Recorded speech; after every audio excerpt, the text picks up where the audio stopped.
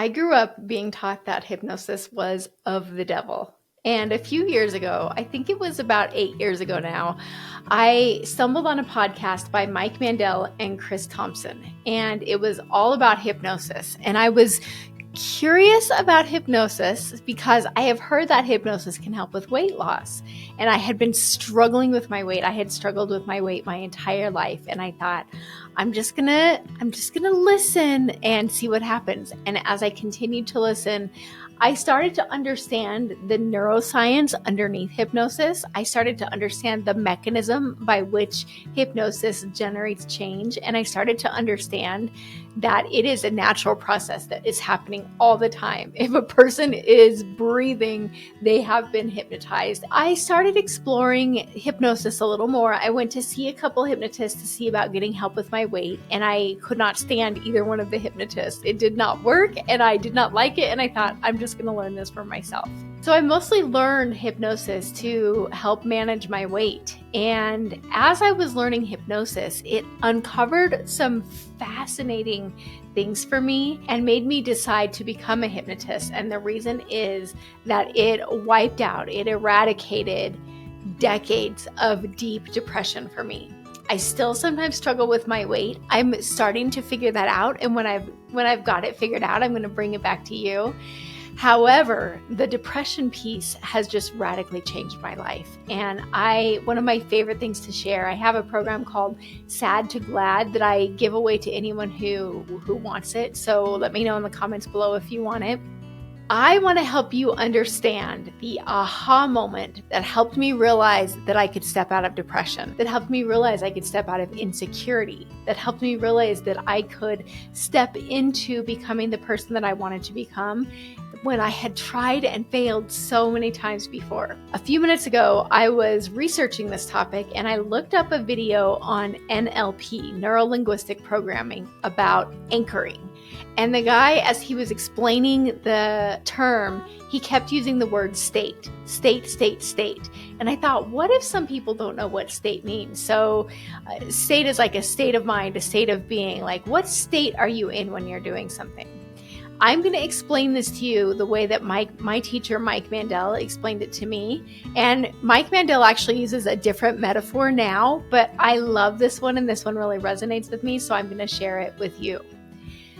We all have different ways of behaving.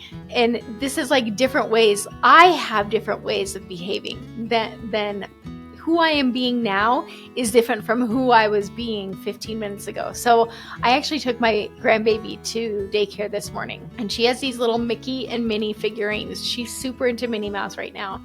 And I was being Mickey and she was being Minnie. And I was driving, but I had Mickey Mouse in my hand, and she would talk to me, and then Mickey Mouse would talk back to her, and he was just being silly.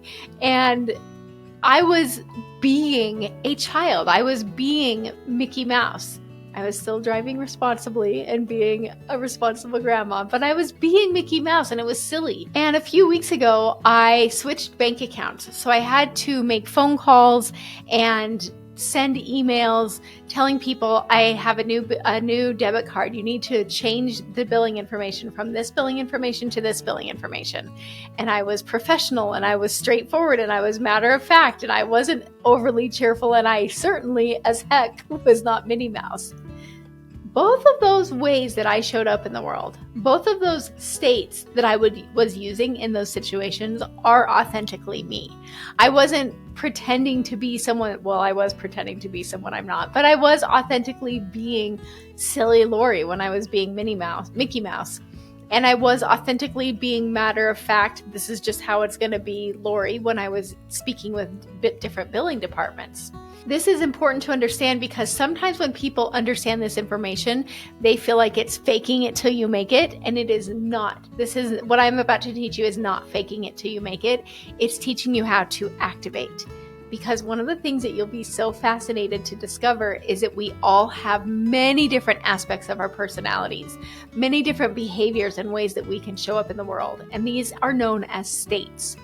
They can also be known as parts. So if you've ever said, a part of me feels like it wants to do this, but a part of me feels like it wants to do this, then you already know that you have this aspect inside of you. This is different from multiple personality disorder because in multiple personality disorder, people might have different states and different ways of showing up in the world, but they don't know about each other. For you, I knew when I was being Mickey Mouse and I knew when I was being professional Lori with the billing departments.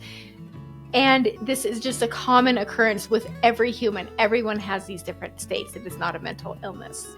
These different aspects of ourselves form over the course of our lives, especially during childhood and especially before the age of 7. And sometimes people see confidence in someone else and they think, oh, I wish I could be confident like that. I wish I had confidence. And here's the thing. If you can see it, you can be it. If you can observe it in someone else, that actually means that it is an aspect of your personality that you can unlock and activate. The catch is that we get used to using the same 4 or 5 behaviors over and over and over. And so some of us might just feel like we are grumpy people because we activate grumpiness in ourselves over and over. And some of us might think that we are just lazy because we activate laziness over and over and over. And you can think of these different states, these different parts, these different aspects of our personality. Here's the metaphor I learned from Mike Mandel as kids in a classroom. There is a hard, fast rule to this classroom. It is always in place. And that rule is only one kid can stand in the front of the classroom at a time. If happy kid is standing in the front of the classroom, sad kid is off playing with the other kids, or seated is sad kid is not running the show. If depressed kid is running the show, as it was when I was listening to this podcast and when I was really, for much of my life, I was really used to bringing depressed kid to the front of the classroom. I was really freaking good at it, to the point that it even released chemicals inside the body. You might have heard that depression often is a chemical event. And when a person experiences depression, they often experience a chemical event. And that was definitely the case with me. And when depressed kid was standing in front of the classroom, okay kid, the part of me that knew everything would be all right, was sitting down or was off playing with the other kids or was not running the show. If overeating kid is standing in the front of the classroom, content kid who is content with reasonable amounts of food is not running the show, is off sitting down or playing. If Mickey Mouse kid who's controlling a Mickey Mouse figurine is in the front of the classroom, billing kid is sitting down. Okay, I mentioned that I was watching an NLP video about anchoring earlier. That is, when this certain thing happens, then I respond in a certain way. So it might be when I am bored at work, then I think about going and eating chocolate. Or when I get on the phone with the billing department, then I act calm, cool, and collected and matter of fact. And unless it's something outrageous, then I might activate my angry person who's saying, how did you screw this up? This isn't how it's supposed to be. I would never do that, but some people might.